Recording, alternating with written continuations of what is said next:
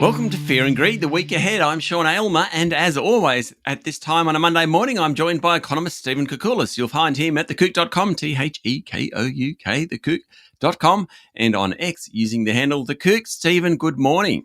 And good morning after a busy week last week, wasn't it? It sure was. How did you think Michelle Bullock went at her first, or in fact the first ever press conference for a governor after a board meeting, and obviously the first one for Michelle Bullock?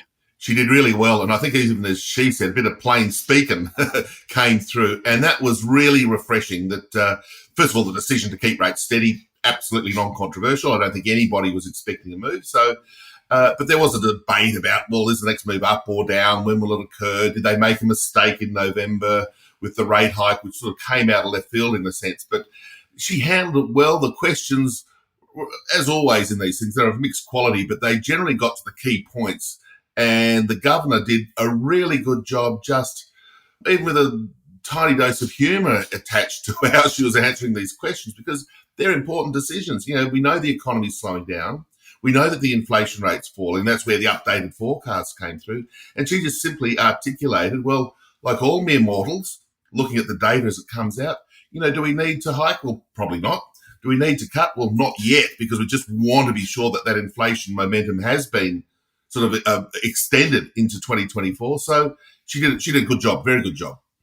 What about the forecast, Reserve Bank forecast? They certainly have changed their view on inflation. They're much more sanguine about it.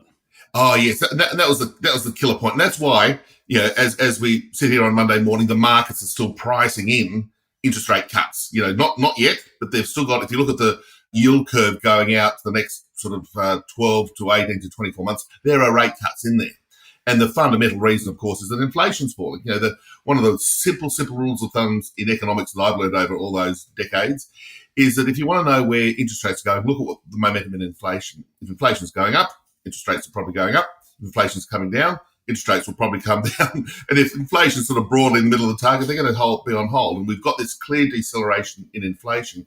And the RBA's own forecasts, as you were touching on, given we had the downside surprise, I suppose we call it, for the December quarter numbers a week or two back, forced them to revise down their profile for inflation. So, yeah, they've got inflation returning to the top end of the target in about 12 months and then gradually drifting a little bit lower after that.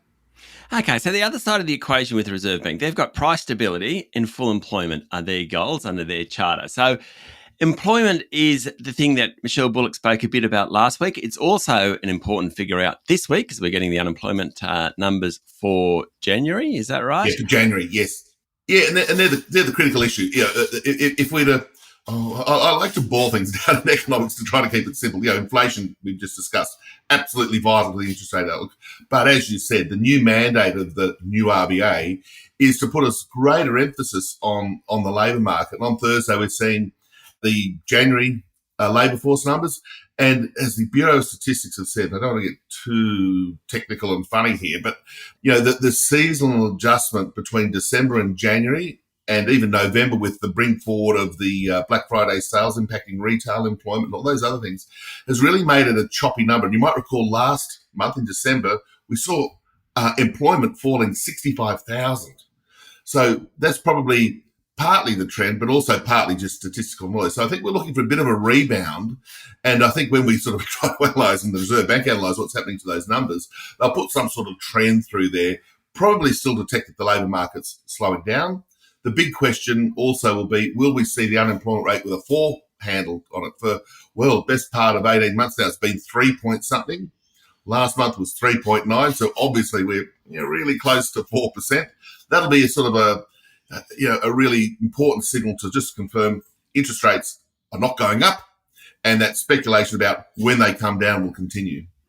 Something Stephen Halmarick, the chief economist at Commonwealth Bank, last week I was listening to him, and he made a really interesting point. You can get a higher unemployment rate without anyone in the economy losing a job. It's just that more people enter the workforce, and we sort of forget that. So a couple of things here I want to say is, just that idea that people don't have to lose jobs for the unemployment rate to rise, but also even at 4.1, 4.2, 4.3, historically, that ain't a bad result. Oh, that's a terrific result. And in fact, pre-pandemic even, when we were sort of analysing the economy and the unemployment rate was hovering around 5%, you might recall in 2018, 2019, I thought, well, that's not bad. If we get it to 4.75%, we'll be doing really well. Now here we are saying, well, if it goes up to 4.5%, we've got a real problem. But I think that point of a bigger economy is a really important one. That immigration inflow that we've often spoken about in terms of housing and these sorts of issues, yes, it does have to labour market issues as well. In addition to demand in the economy, as all these people come in and buy houses and rent houses and all this sort of stuff, they actually supply their labour. They want to work, they need to work to get an income. So you actually get the employment edging higher in a reasonably growing economy, but the unemployment rate can edge up, but the unemployment rate's a percentage of the workforce. So if you've got a bigger workforce, you get unemployment going up at a time when you've got even okay levels of job creation. So it'll be an interesting sort of thing. But I think the critical point will be the unemployment rate. What proportion of the labour force is unemployed? And even the underemployment rate is important too. People who have a job but would want to work more hours because they need more hours to earn more money to pay the bills.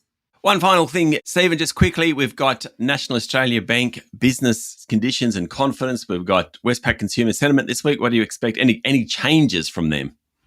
Consumers are feeling a little less gloomy. I'm wondering whether the talk of rates on hold and possibility of rate cuts, the fact that wages growth has been lifting a little bit and inflation's coming down, so helping cost of living pressures. We'll see the consumer for the first time in a long time being just a smidge more optimistic.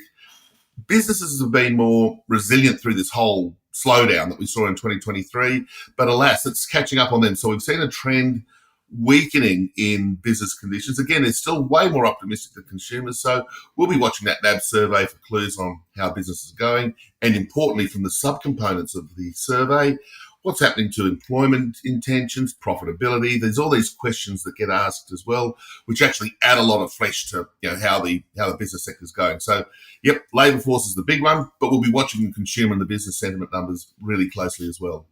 Enjoy your week, Stephen. Thank you, Sean. That was economist Stephen Koukoulas, better known as The Kook. You can find him at thekook.com and follow him on X using the handle The Kook. I'm Sean Aylmer, and this is Fear and Greed. The week ahead.